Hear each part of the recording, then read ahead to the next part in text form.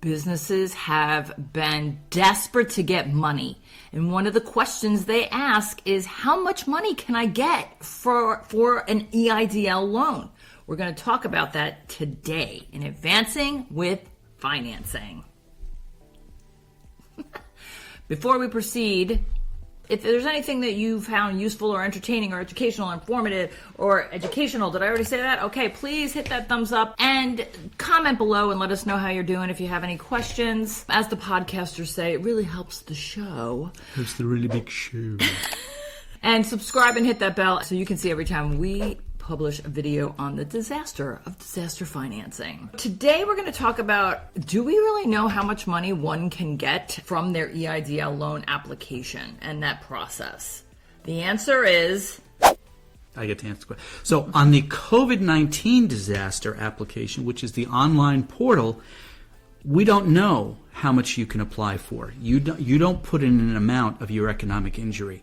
The SBA reviews your gross revenue, your cost of goods sold, and makes determinations with some kind of secret recipe formula on a case-by-case basis. With the dozens of loans that we've gotten approved, we haven't been able to figure out what the formula is. On a regular economic injury disaster loan, it's a paper application, and you literally put into the box the dollar value of your economic injury, whether it's lost sales or damage to products and so forth.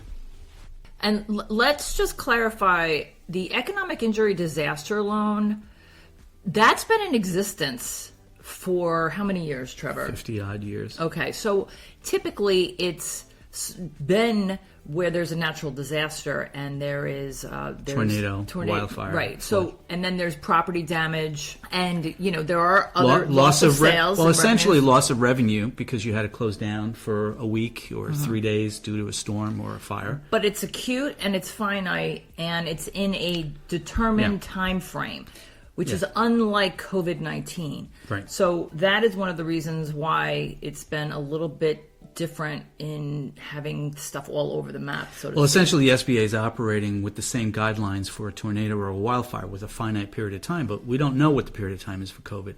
So you have to kind of take that as a grain of salt in your understanding of the process. The EIDL program, generally speaking, allows a business or a qualified not-for-profit in a disaster area, in this case the whole nation for COVID, but allows those applicants to apply for up to $2 million in financing. However, the SBA put an artificial cap back in June, or was it May? I forget. $150,000 across the board, no matter how high your revenue is. Artificial and arbitrary, because they kind of got their hands slapped by Congress on why they were doing that in the first place. We did a WTF Wednesday video about that. You can find that on YouTube. We'll just leave that for now.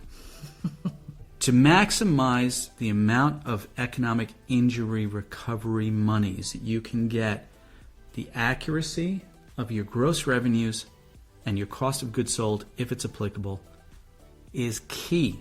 You need to give the SBA the correct information. We've had instances where people have come to us to ask for help to get a reconsideration, and we look at the application they filled out. The numbers are widely off of what their real numbers should have been. Why they put them in wrong, I don't know, but that is a key element to getting the maximum amount allowed by the SBA.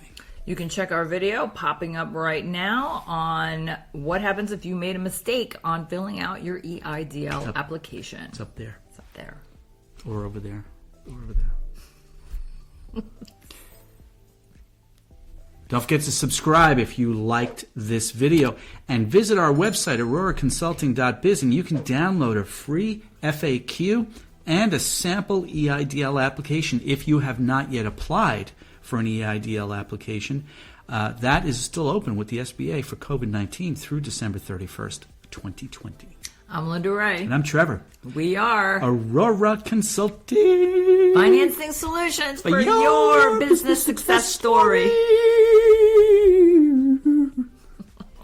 God. Am I going to edit that?